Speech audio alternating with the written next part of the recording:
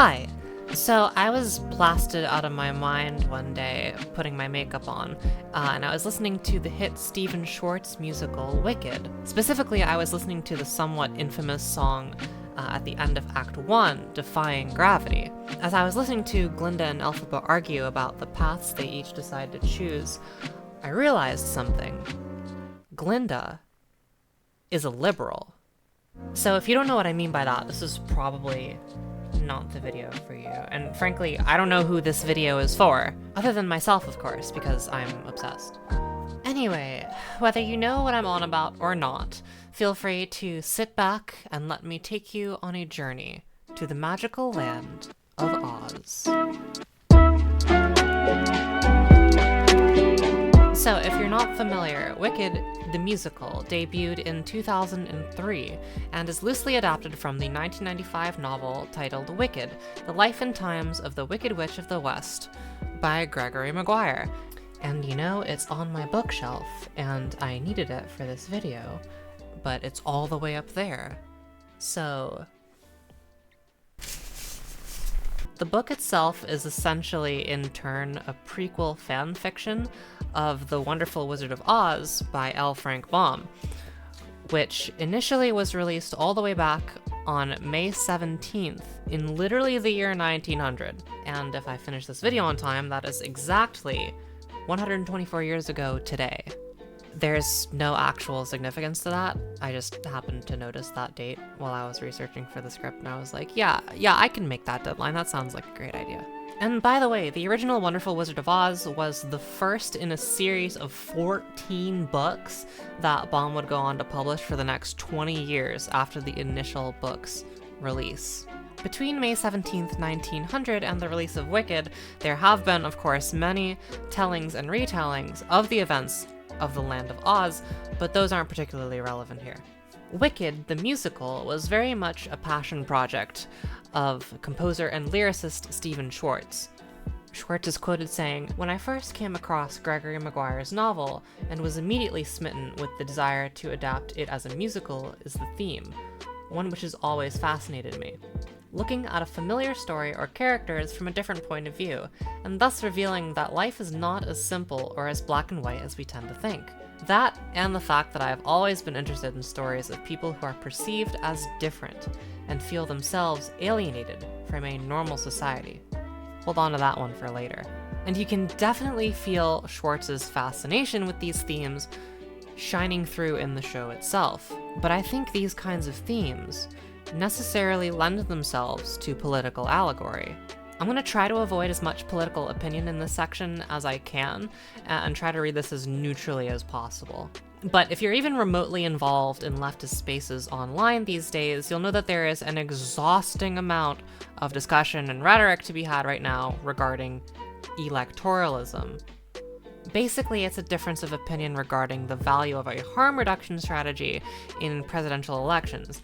That is, whether leftists should continue to vote for Democrats as they increasingly signal to us that they find our vote to be not worth pursuing. And I don't really have a settled-in opinion on this matter myself, but it introduces an interesting dichotomy within our political system. There are those who are content with incremental change, and those who feel strongly that it's not enough. That said, I think this difference of opinion can be very clearly read in Wicked. So I'm not going to do an entire plot synopsis of Wicked. There are plenty of summaries online, or honestly, you could just watch it in a very legal manner. Obviously, very, very legally, you can definitely watch it in a very legally sound way. But the important thing to note here is that Elphaba is a counterforce to a pre-established system. She's delegated to the fringes of society. Like many people marginalized in our world, Elphaba is considered too different to have a seat at the cool kids table throughout her early life. And to be fair, she is different. I mean, she's green for fuck's sake. And much of Act 1 consists of a lot of this setup. The show seems to really want us to understand how hard Elphaba has it as a result of the prejudice she faces on a day-to-day basis. Needless to say, Glinda is very clearly well served by the status quo, and the prejudice that Elphaba faces is conveyed most effectively when juxtaposed with Glinda's life of glamour and ease. and a lot of these scenes occur at Shiz University, the school that many of the main characters attend. For anyone who's ever been to school, you'll understand why it's a perfect setting to highlight social issues. But despite Elphaba's greenerisms, she has extraordinary magical talent, which is quickly noticed by the headmistress and Ozian ally, Madame Morrible. Elphaba is understandably ecstatic over the prospect of working with the wizard. However, all is not as it seems in Oz. While in class, Elphaba learns that some of the animals, some of whom are able to speak in the land of Oz, are actually losing their ability to speak. This understandably bothers Elphaba, who takes a liking to Dr. Dillamond, the last remaining animal professor at Shiz University. Later on, Elphaba finally gets a meeting with the wizard. She brings Glinda along, planning to tell the wizard about the animals losing their ability to speak. However, long story short, the wizard knows it's actually something that he's been doing himself. The government covered it up. But when forced to defend himself, the wizard tells Elphaba something really interesting.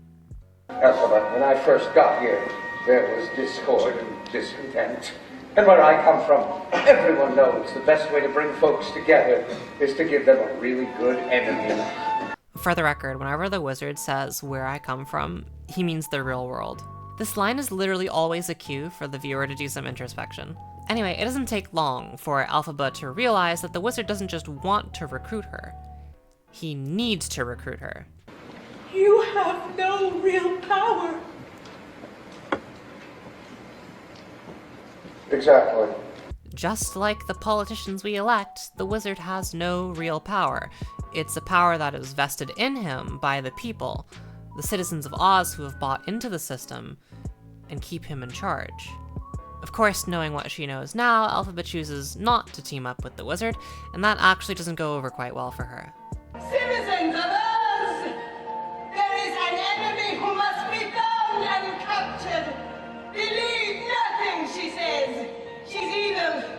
I'll circle back to this later, but just put a pin in the way that the wizard spares no time at all announcing to the world that Elphaba is a villain the second he realizes that she's a threat.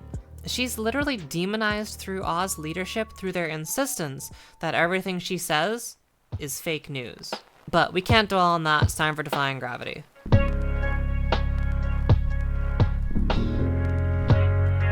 So, about this song.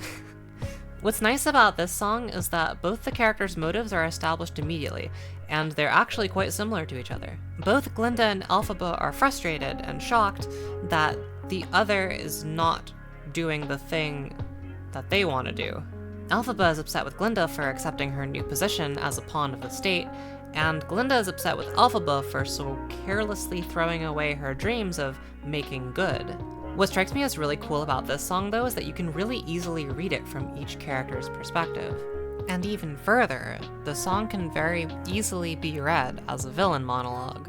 But anyway, despite the compelling arguments on both sides, the leftist and the liberal decide to part ways, each convinced that the other is wrong, but still genuinely wishing each other well.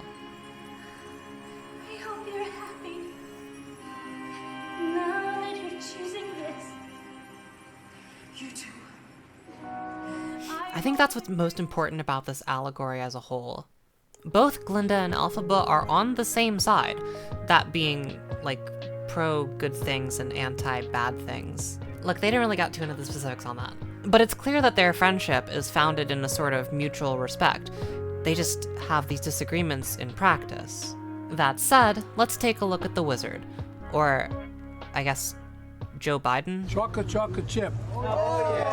Look, not too many people are pleased with the Biden administration, for one reason or another. And in terms of his re-election, it's honestly not a surprise why the DNC is running him again. I just wanted to give the citizens of Oz everything. So you lied to them? Only verbally. And when his back is against the wall and he has to defend his actions... Besides, they were the lies they wanted to hear. The wizard finds similar excuses to Glinda, in that he's serving the greater good by knowingly harming the animals. The only major difference is that despite Glinda deciding to team up with the wizard, she quietly opposes the animal torture stuff and tries to make incremental changes when possible. And then even further, Glinda and Elphaba disagree on whether this tactic is even sufficient in the first place. Which, as I'm sure you'll recall, is the major disagreement right now between leftists and liberals. Again, this is not a prescriptive video. The conclusions on electoralism are, in my opinion, both at least defensible, if not viable means for positive change. The sad truth of the matter is all we can really do is yap about it. Anyway, I'm not going to walk us through the rest of the show because that deep dive involves a lot more speculative opinion than I want for this video. Let's zoom out a bit. We could go look through some interviews or anything where Stephen Schwartz may have suggested a political influence, but like any good post-structuralist literary critic, we believe in death of the author on this channel. That said, I do want to call out that I am by no means the first person to note the political connections embedded within Wicked. When researching this video, I came across a decent number of articles drawing comparisons between Wicked and the modern political atmosphere. I even found an article from a very clearly right-wing site called The Federalist, and the article is titled "Why Wicked is a Sneaky Story That Celebrates a Free Society." The very first line of the article reads, "It can be challenging being a conservative fan of Broadway musicals." Yeah, I imagine that must be quite difficult. Perhaps you should figure out why that is. And I shit you not, this is a legitimate critique of the musical's messaging through a conservative lens. I'm actually kind of obsessed with this article, and I'm low-key considering doing a point-by-point response to it. Let me know in the comments if that's something you're interested in. All this is to say, I don't think I'm crazy for suggesting that there are political undertones in Wicked. But what's the point?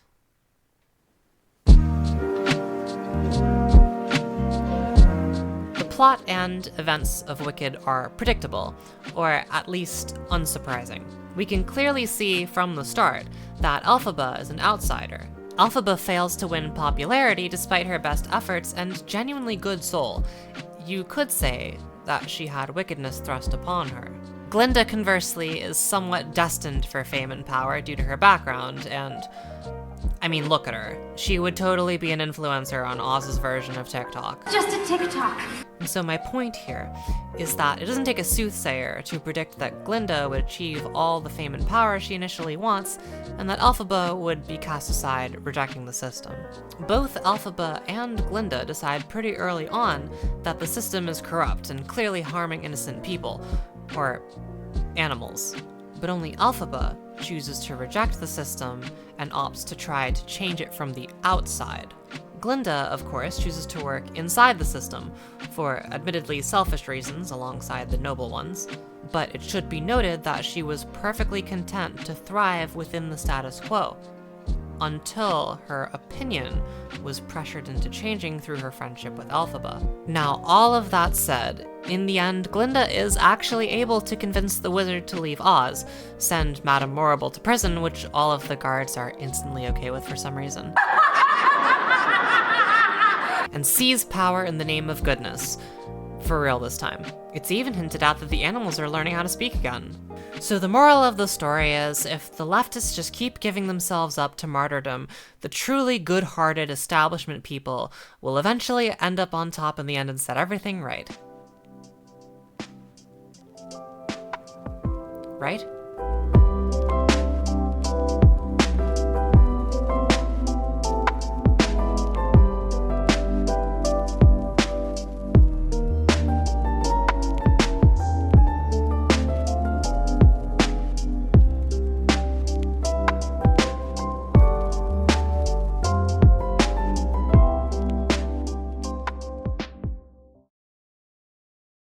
Meow, meow, meow, meow, meow. I'm done. That's a wrap. My lipstick is black. Damn, why does anyone listen to me?